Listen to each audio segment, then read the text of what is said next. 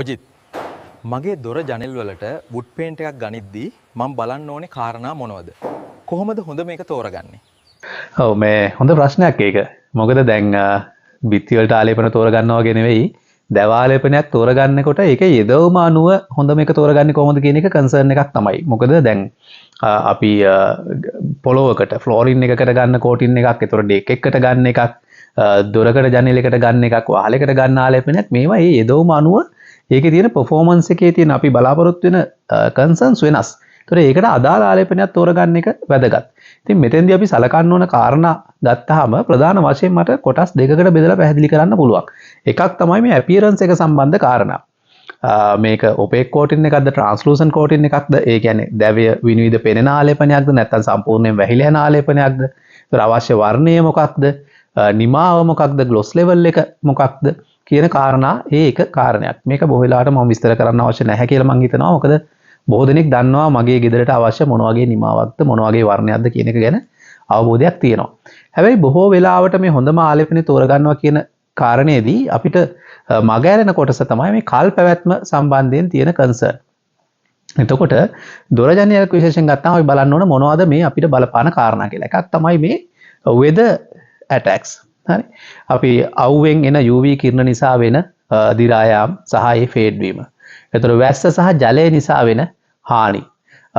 එතකොට උෂ්ණත්ව වෙනස් වීම එක්ක මේ ලී ඉරිතලා යන්න පුළුවන්ද කියන කාරණය.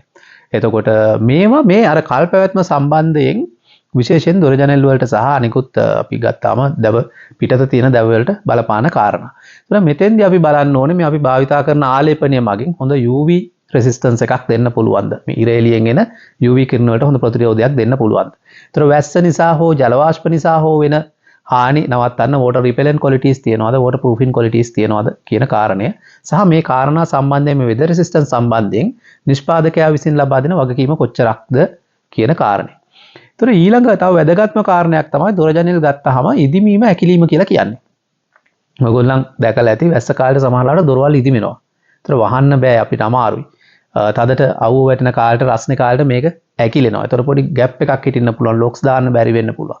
ඉතින් මේ වගේ කාරණා වෙන්න හේතුව තමයි මේ ජල වාෂ්ප දැවයට උරා ගැනීමත් එක්ක ඒකේ තියෙන ඉදිමීම හැකිලිම කියන ගුණාංගය. ඉතින් මේක අපි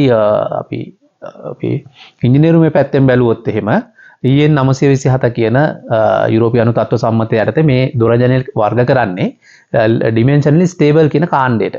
ඒතර මේ සඳහා අනුමත ආලේපනයක් භාවිතා කරුවොත් මේ ඉදිමීම ඇකිලිම කියන කාරණේ අපිට සම්පූර්ණයෙන් නවත්ත ගන්න පුළුවන්. ඒතර අපි ඒකත් සලකලා බලන්න ඕන දොර ජනෙල් වගේ දෙයකට ආලේපනයක් තෝරගන්නකොට මේක මේ කාණ්ඩයට dimensionally stable කියන කාණ්ඩයට අනුමත ආලේපනයක්ද කියන එක. අනිත් එක තමයි ඔයගොල්ලන් සමහරවිට දැකලා ඇති සමහර ආලේප කරාම දැව වලට මේ දැවය පුපුරන්න බලනවා. ජොයින්ට්ස් වලින් ඈත් වෙන්න බලනවා. මේකට වෙන්න හේතුව තමයි මයික්‍රෝපෝරස් කියන ෆීචර් එක නැති එක. ඒ සම්බන්ධයෙන් මම විස්තර කරපු වීඩියෝස් තියෙනවා බලන්න. එතකොට ඒ මයික්‍රෝපෝරස් කියන ෆීචර් එක අපිට අවශ්‍ය වෙනවා. එතකොට මේ දැන් අපි කතා කරේ මේ දැව දොර ජනෙල් වල තියෙන දැව ආරක්ෂාව සම්බන්ධයෙන්. ඒ වගේම අපි තව කල්පනා කරලා බලන්න ඕනේ මේ ආලේපනයේ කල්පනාත්මක කොච්චරද කියලා.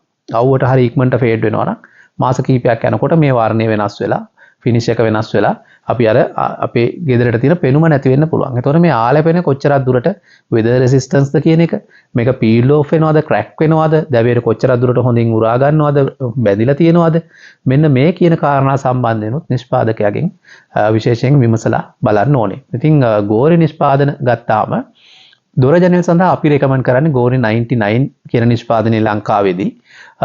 ඒකට හේතුව තමයි මේක EN 927 කියන කෝඩ් එකේ dimensionally stable කියන කාණ්ඩයට recommended නිෂ්පාදනයක්. ඒ වගේම කෝඩ් දෙකකින් මයික්‍රෝන් 100කට වැඩි හොඳ thickness එකක් එක්ක හොඳ weather resistance එකක් හම්බ වෙනවා. එතෙන්දී අවුවට ඔරොත්තු දීම ඉතාමත්ම ඉහළයි. ඒ වගේම මේකේ ඉන්නේ slow release කියන තාක්ෂණයෙන්. ඒ කියන්නේ මේ නැනෝ තාක්ෂණයක්. මේක නිසා මේ කල්පවැත්ම ගොඩක් වැඩි නිෂ්පාදනයක්. ඉතින් ඒ වගේම මේ මයික්‍රෝපෝරස් කියන ෆීචර් එක තියෙන නිසා මේ දැව ඉරිතලා යෑම පිපිරීම ජොයින්ට් වලින් ඈත් වීම වගේ දේවල් සිද්ධ වෙන්නේත් නැහැ. ඒ වගේම ඊටාම හොඳින් මේ දැවයට බැඳෙන නිසා ඉරිතලා යෑම මේ කියන්නේ පීල් ඕෆ් වීම වගේ දේවල් සිද්ධ වෙන්නේත් නැහැ. ඉතින් දොර ජනෙල් සඳහා විශේෂ ආරක්ෂාවක් වැඩි කල්පවැත්මක් දෙන ආලේපනයක්. ඒ වගේම වර්ණ 18ක් ඕගලන්ට දැව වර්ණ 18ක් සහ තවත් වර්ණ ගන්න පුළුවන් හොඳ නිමාවක් ලැබෙනවා. ඉතින් මේ ඔක්කොමත් එක්ක ගෝරි 99 කියලා කියන්නේ ඊටම විශිෂ්ට නිෂ්පාදනයක් දොර ජනෙල් සඳහා. ඉතින් ඒ වගේම තව වැදගත් කාරණයක් තියෙනවා. මොකද ගෙයක් හදනවා කියලා කියන්නේ අන්තිමට පේන්ටින් පැත්තට ෆිනිෂස් පැත්තට එනකොට ගොඩක් මුදල් වියදම් වෙලා අපි වියදම් කරන සල්ලි ගැන ගොඩක් දුරට පරිස්සමට හිතන්න ඕන අවස්ථාවක්නේ. ඉතින් මේ වෙලාවේදී මේ වියදම කියන කාරණේ විශේෂයෙන්ම ඔයගොල්ලන්ට සැලකිලිමත් වෙන්න වෙනවා. එතෙන්දී ඩෙන්මාර්ක් නිෂ්පාදනයක් වුණා හොඳ තත්ත්වයේ නිෂ්පාදනයක් වුණා කියලා සමහරලාට වියදම වැඩි වෙනවා නම් ඒකට යන්න අපහසු වෙන්න පුළුවන්. හැබැයි ගෝරි 99 ඔයගොල්ලන් ආලේප කරන්න ඕනේ කෝඩ් දෙකක් විතරයි.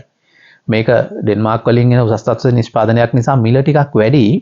හැබැයි ආලේප කරන්න ඕන කෝඩ් දෙකක් නිසා ඔයගොල්ලන්ට ඒකට යන තීන්ත ප්‍රමාණය ආලේපන ප්‍රමාණය අඩුයි. මේකත් එක්ක ඔයගොල්ලන්ට අවසානයේට යන වියදම අඩුයි. ඉතින් ඊටාම හොඳ නිෂ්පාදනයක් වියදමත් අඩුවෙන් ඔයගොල්ලන්ට ඔයගොල්ලන්ගේ ගෙදරකට වෙනත් තැනක තියෙන දොර ජනෙල්